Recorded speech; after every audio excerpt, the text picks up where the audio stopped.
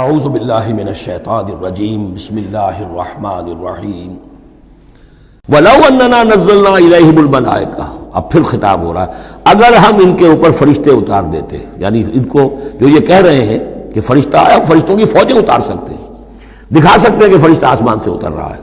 وَكَلَّمَهُمُ الْمَوْتَى، اور خواہ ان سے موت مردہ جو ہے قبروں سے نکل کر بات کرتے ہیں۔ وَحَشَرْنَا عَلَيْهِمْ كُلَّ شَيْءٍ قُبُلًا، اور ہر چیز ہم لا کر ان کے سامنے رو کر دیتے، جمع کر دیتے۔ مَا كَانُوا لِيُؤْمِنُوا إِلَّا أَن يَشَاءَ اللَّهُ، تب بھی یہ نہیں ہے ایمان لانے والے الا یہ کہ اللہ چاہے۔ تو اللہ چاہے اور کسی کے اندر اس کی اگر طلب ہے تو اللہ تعالیٰ ان معجزوں کے بغیر بھی لوگوں کی آنکھیں کھول رہا ہے۔ جو ایمان لائے ہیں وہ معجزے دیکھ کر تو نہیں لائے، وہ طالب حق تھے، انہیں حق جو ہے مل گیا۔ وَلَكِنَّ أَكْثَرَهُمْ يَجْهَلُونَ، لیکن ان کی اکثریت جو ہے وہ جاہلوں پر مشتمل ہے، اور جاہل سے مراد جذباتی لوگ جو عقل سے کام نہیں لیتے بلکہ اپنے جذبات کے اندر کے اعلی کار بن جاتے ہیں۔ اگلی آیت جو ہے یہ بھی بہت اہم ہے، ایک فلسفہ دین کے اعتبار سے، بلکہ فلسفہ تحریک، دعوت و تحریک کے اعتبار سے بہت اہم ہے۔ وَكَذَلِكَ جَعَلْنَا لِكُلِّ نَبِيٍّ عَدُوًّا شَيَاطِينَ الْإِنسِ وَالْجِنِّ، اور اسی طرح ہم نے ہر نبی کے دشمن بنا دیے انسانوں اور جنوں میں سے شیطان، ہم نے بنا دیے۔ سوچئے، غور کیجئے، نبی کے لیے تو مدد چاہیے تھی، کیوں شیطان اٹھا دیا اللہ نے ان کے خلاف؟ اس کا فلسفہ بیان ہو رہا ہے۔ اگر کشاکش حق و باطل نہ ہو تو تمیز کیسے ہوگی کون واقعی حق پرست ہے اور کون ایسا ہی، کون واقعی محبت کرتا ہے اللہ سے اور کون دودھ پینے والا مجنوں ہے؟ وہ نام کا ہی صرف محبت کر رہا اور ایمان کیسے پتہ چلتا؟ یہ تو آزمائش کے لیے ہے دنیا بنائی گئی ہے۔ اگر شر کا وجود ہی نہ ہو، خیر ہی خیر ہو، تو آزمائش کہاں ہوگی؟ لہذا تو ہم کرتے ہیں خود۔ تندی باد مخالف سے نہ گھبرائے عقاب، یہ تو چلتی ہے تجھے اونچا اڑانے کے لیے۔ یہ تو تمہارے لیے چیلنج ہے، اہل ایمان کے لیے چیلنج ہے۔ ان کے مرتبے اونچے ہوتے ہیں، جو جتنا سفر کر رہا ہے، جو جتنی استقامت دکھا رہا ہے، جو جتنا اثار کر رہا ہے، اتنے ہی تو اس کے رتبے بلند ہوں گے، ورنہ کیسے حفظ مراتب ہوگا؟ کیسے معلوم گا ہوز ہو کس کا کیا مقام ہے؟ وَكَذَلِكَ جَعَلْنَا لِكُلِّ نَبِيٍّ، ہم نے خود اٹھائے، ہم نے بنائے ہر نبی کے لیے دشمن شیاطین الانس والجن، شیاطین جن و انس، یوحی بعضهم الی بعض زخرف القول غرورا، وہ ایک دوسرے کو اشاروں کنایوں میں وحی سے وہ ایسی باتیں، ملمہ کی ہوئی باتیں، فریب والی باتیں جو ہے وہ کرتے رہتے ہیں، ایک دوسرے کو گمراہ اور کرنے کے لیے، ایک دوسرے کے لیے اور سپورٹ کرنے کے لیے۔ وہ جو جن ہے شیطان، وہ آ کر اس انسان شیطان کے کان میں پھونک مارتا ہے، ابھی ذرا تم اور صبر کرو، ابھی اور دیکھو کہیں تم پھسل نہ جانا، دیکھنا کہیں تم حق کو قبول نہ کر لینا۔ تو یہ ان کا آپس میں جو ہے گٹھ جوڑ، اس لیے کہ ہم نے خود ان کو یہ چھوٹ دی ہے۔ وَكَذَلِكَ جَعَلْنَا لِكُلِّ نَبِيٍّ عَدُوًّا شَيَاطِينَ الْإِنسِ وَالْجِنِّ يُوحِي بَعْضُهُمْ إِلَىٰ بَعْضٍ زُخْرُفَ الْقَوْلِ غُرُورًا وَلَوْ شَاءَ رَبُّكَ مَا فَعَلُوهُ، اور اگر آپ کا رب چاہتا تو وہ یہ نہ کر سکتے۔ ظاہر بات ہے کہ یہ کائنات میں کوئی پتا بھی اللہ کے اذن کے بغیر ہل نہیں سکتا۔ ابو جہل کی کیا مجال تھی کہ حضرت سمیہ کو شہید کر دیتا؟ ہے کون وہ؟ لیکن یہ تو اللہ کی طرف سے اجازت ہے، اس کا ہاتھ شل ہو جاتا۔ وہ ہاتھ جو اٹھا ہے برچا لے کر ان کی شرمگاہ میں مارنے کے لیے، تو کیا وہ ہاتھ وہیں کا وہیں شل نہ ہو جاتا اللہ کے حکم سے؟ لیکن نہیں، اذن رب ہے، ٹھیک ہے، ہماری اس بندی کو آزما لو جتنا آزمانا ہے، لیکن جتنا تم آزما رہے ہو تمہیں کیا اندازہ ہوگا اس کے رتبے جو ہے ہمارے ہاں کتنے بلند سے بلند تر ہوتے چلے جا رہے ہیں، تم کیا جانو؟ یا لیت قومی یعلمون بما غفر لی ربی وجعلنی من المکرمین، کاش میری قوم کو معلوم ہو جائے، میری بیوی رو رہی ہوگی، میرے بچے رو رہے ہوں گے کہ ہمارا باپ جو ہے وہ شہید کر دیا گیا، کاش وہ جان سکتے کہ مجھے میرے رب نے کیا میرا اعزاز فرمایا ہے، میں یہاں کس عیش و آرام میں ہوں۔ ان کے رونے کا کیا سوال، وہ خوشیاں مناتے۔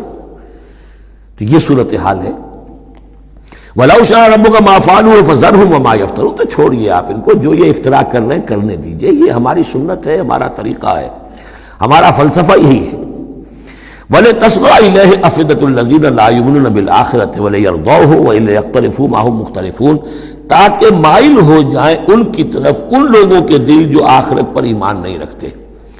یہاں دیکھیے اصل میں کیا بات ہے کہ جیسے الیکٹروسس ہوتا ہے، پانی کو الیکٹرولسس جب ہوتا ہے، ایک پازیٹیو ایک نیگیٹو، اب وہ جو آئنز ہیں وہ ادھر ادھر ہو جائیں گے۔ تو اللہ تعالیٰ نے حق و باطل کی کشاکش رکھی ہے اس کشاکش کا نتیجہ کیا ہے؟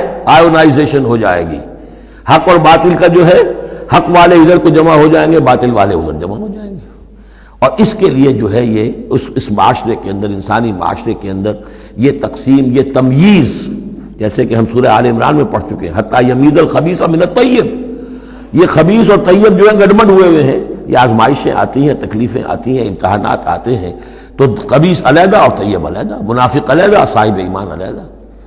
تو فرمایا لِتَصْغَىٰ إِلَيْهِ أَفْئِدَةُ الَّذِينَ لَا يُؤْمِنُونَ بِالْآخِرَةِ، تاکہ اس کی طرف، ان شیاطین جن و انس کی جو باتیں ہیں پھیلائی ہوئی، ان کی طرف متوجہ ہو جائیں، مائل ہو جائیں ان لوگوں کے دل جو آخرت پر ایمان نہیں رکھتے.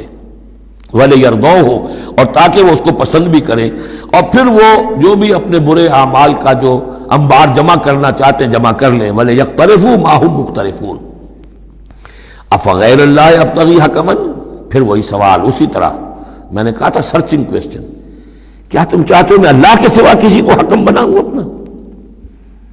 اب پس منظر میں وہ ہے کہ اللہ کو مانتے تھے، تم کیا چاہتے ہو؟ جسے تم مانتے ہو میں نے تو اس کو اپنا رب بنایا ہے بس، باقی جو تم نے گھر لیے ہیں اس کے لیے کوئی سند ہو تو پیش کر لو. تو میں کسی اور کو ماننے کو تیار نہیں. ایک جگہ آیا ہے قُلْ إِنْ كَانَ لِلرَّحْمَٰنِ وَلَدٌ فَأَنَا أَوَّلُ الْعَابِدِينَ، اگر اللہ کا کوئی بیٹا ہوتا سب سے پہلے میں پوچھتا اس کو. جب میں اللہ کو پوچھتا ہوں، اس کی پرستش کرتا ہوں، تو اللہ کے بیٹا ہوتا تو میں کیوں نہ پوچھتا اس کو؟ نہیں ہے اللہ کا بیٹا. یہ ہے در حقیقت قرآن مجید کا انداز سمجھانے کا، بڑا فطری. اس میں منطق کم اور جذبات سے اپیل ہے، درون بینی، انٹراسپیکشن کی طرف دعوت ہے. اپنے دل میں جھانکو، ذرا غور کرو، اپنے گریبان میں منہ ڈالو، سوچو، غور کرو، تمہیں خود یہ حقیقتیں جو ہے نظر آ جائیں گی. افغیر اللہ ابتغی حکما، تو کیا میں اللہ کے سوا کسی اور کو اپنا منصف اور حکم بنا لوں؟ وَهُوَ الَّذِي أَنزَلَ إِلَيْكُمُ الْكِتَابَ مُفَصَّلًا، جبکہ وہ ہے کہ جس نے تمہاری طرف ایک بڑی مفصل کتاب نازل کر دی ہے. کتنی واضح کتاب نازل کر دی ہے. وَالَّذِينَ آتَيْنَاهُمُ الْكِتَابَ يَعْلَمُونَ أَنَّهُ مُنَزَّلٌ مِّن رَّبِّكَ، اور جنہیں ہم نے کتاب دی تھی پہلے وہ جانتے ہیں، دلوں میں جانتے ہیں، زبان سے مانے یا نہ مانے، کہ یہ منزل ہے، یہ نازل کی گئی ہے من ربک، آپ کے رب کی طرف سے اے نبی، بالحق، حق کے ساتھ. فلا تکونن من الممترین، تو ہرگز نہ ہو جانا شک کرنے والوں میں. وتمت کلمۃ ربک صدقا وعدلا، اور آپ کے رب کی بات تو سچائی اور عدل پر مبنی ہونے کے اعتبار سے درجہ تمام و کمال کو پہنچ چکی ہے. تمت کلمۃ ربک، تیرے رب کی بات پوری ہو چکی، مکمل ہو چکی. الیوم اکملت لکم دینکم واتممت علیکم نعمتی وتمت کلمۃ ربک صدقا وعدلا، اس کی ہر بات صداقت پر اور ہر بات اس کی عدل پر مبنی ہے، اور اس اعتبار سے وہ نقطہ کمال کو پہنچ چکی ہے. لا مبدل لکلماتہ، اس کی باتوں کا کوئی بدلنے والا نہیں. وہو السمیع العلیم، وہ سب کچھ سننے والا اور جاننے والا ہے. صدق اللہ العظیم.